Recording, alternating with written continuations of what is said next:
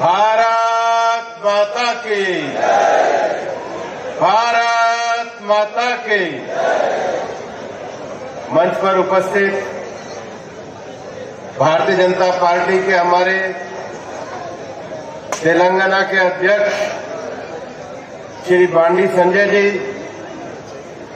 Bharatiya Janata party के हमारे संसदीय बोर्ड के सदस्य और ओबीसी मोर्चा के राष्ट्रीय अध्यक्ष डॉक्टर के लक्ष्मण जी, पार्टी के हमारे प्रदेश के प्रभारी श्री तरुण चुग जी, पार्टी के हमारे राष्ट्रीय मंत्री श्री सत्य कुमार जी, हमारी पार्टी के विधायक श्री एटला राजेंद्र जी, श्री रघुनेंद्र राव जी, पार्टी के जिलाध्यक्ष श्री शिवराज जी, मंच पर बैठे हुए पार्टी के सभी वरिष्ठ पदाधिकारी के, मेरे सामने इस सभा में उपस्थित भाइयों बहनों और बुजुर्गों, सबसे पहले तो मैं हाथ जोड़ के इतनी बड़ी संख्या में आने पे आपका स्वागत करता हूं, अभिनंदन करता हूं। और आज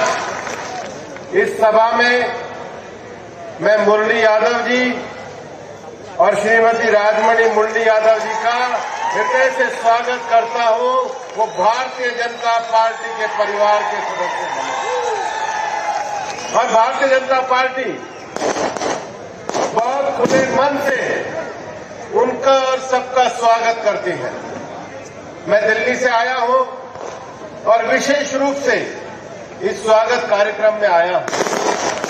मित्रों, एक चीज हम लगातार तेलंगाना में देख रहे हैं कि तेलंगाना के दलित समाज ने, ओबीसी समाज ने, तेलंगाना के स्टूडेंट ने, तेलंगाना के फार्मर ने, तेलंगाना के पढ़े लिखे लेक्चररों ने, वकीलों ने तेलंगाना को बड़ा बनाने के लिए संघर्ष किया। तेलंगाना राज्य बना, लेकिन जिसको सत्ता सौंपी उसने तेलंगाना को कर्जे में डुबो दिया। बताओ, उसको हराओगे या नहीं हराओगे? बताओ, उसको हटाना है या नहीं हटाना है?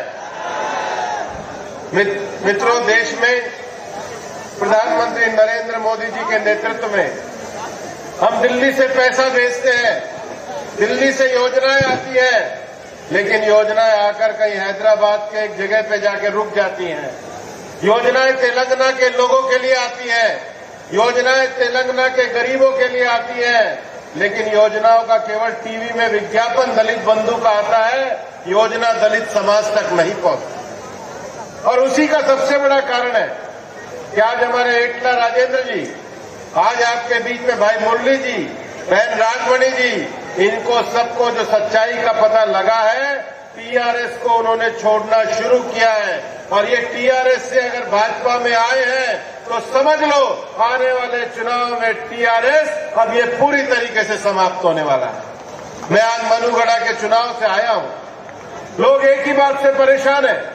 लोगों को लगता है कि जिस सपने के लिए हमने तेलंगाना को चुना था, वो सपना कई फैमिली के रूल में चला गया है, एक परिवार का शासन हो गया है। लोग ये कहते थे जिस शासन के लिए तेलंगाना को चुना था, वहां पर आज टीआरएस का भ्रष्टाचार का शासन छाया हुआ है। मेरे को बड़ा आश्चर्य होता है, 4.5 लाख करोड़ रुपए का कर्जा टीआरएस के शासनकाल में तेलंगाना में हुआ। जब तेलंगाना बना था तो ये प्रॉफिट वाला स्टेट था, और जानते उसका सबसे बड़ा परिणाम, हमारे गांव की सड़क नहीं बनती, हमारे गांव में शिक्षा की सुविधा नहीं होती, हमारी बेटियों की पढ़ाई के लिए अच्छा रास्ता नहीं बनता, नौजवानों के नौकरियों के अवसर पैदा नहीं होते। और इसलिए लोकतंत्र में किसी परिवार की, लोकतंत्र कोई जागीर नहीं हो सकता। और भारतीय जनता पार्टी की लड़ाई डायनेस्टी वर्सेस डेमोक्रेसी की है। दोस्तों, आज हम देश में देख रहे हैं 70 सालों तक कांग्रेस ने राज किया, और कांग्रेस के राज में आज पूरी तरीके से हमने देखा कि देश पीछे रहा।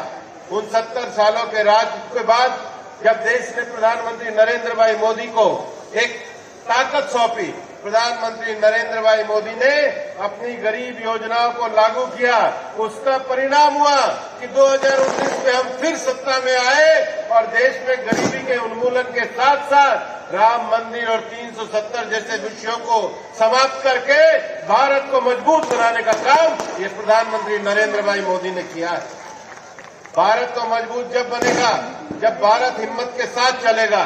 भारत मजबूत जब बनेगा जब भारत के प्रधानमंत्री जिस प्रकार से वैक्सीनेशन में कोविड से बचाने का काम किया वो भारत को मजबूत बनाने का काम करता है।